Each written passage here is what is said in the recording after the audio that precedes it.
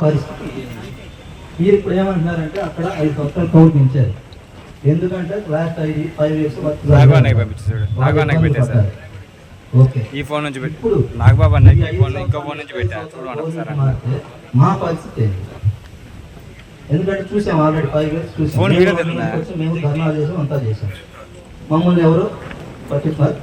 Opposition లో అప్పుడు చంద్రబాబు గారు, శ్రావణ్ కుమార్ గారు ఒకే భరోసా ఇచ్చారు. రేపు ఇప్పుడే వాళ్ళు రప్ప అంటున్నారు. 2.0 రప్ప అంటున్నారు. మమ్మల్ని రప్ప చేస్తే మాకెవరు భరోసా ఇస్తారు? మీరు మీ ఆఫీసులో మీరు ఎన్నో కొన్ని వెళ్ళిపోతారు. ఎమ్మెల్యే వైసీపీ గెలిచింది అంటే తాడిపల్లి ఓడిపోయింది, అది డిసైడ్. అది ఎప్పుడైనా డిసైడ్. వైసీపీ కాంగ్రెస్ తెలుగుదేశం ఓడిపోయిందంటే తాడిపల్లి ఓడిపోయింది. రేపు మా పరిస్థితి ఏంటి? అప్పుడు 4 years తర్వాత దానికి నాకు ఈ ప్యాకేజీలు ఇవి అవి వద్దు. మాకు 5 years తర్వాత గవర్నమెంట్ ఓడిపోతే మాకు పరిస్థితి ఏంటి? మాకు 2 పిల్లలు.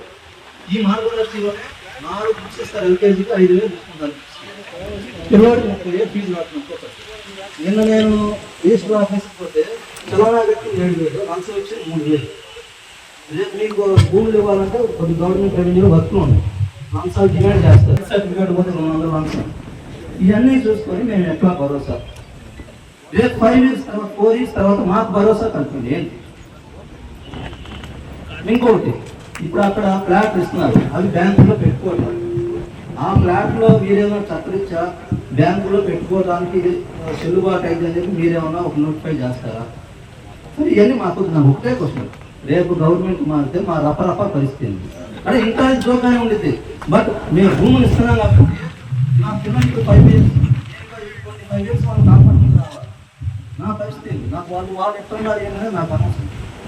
నా పరిస్థితి అదొకటి. గ్రామ కంటే కూడా కొద్దిగా పెంచాలని చెప్పిపోతుంది. ఎందుకంటే రేపు భవిష్యత్తులో మీరు ఇక్కడ దాకా తీసుకుంటే రేపు ఏం చేసుకున్నా మాకు ఏం ఇబ్బంది రేపు మాకు భవిష్యత్తు ఏంటి? రేపు 5 years 4 years తర్వాత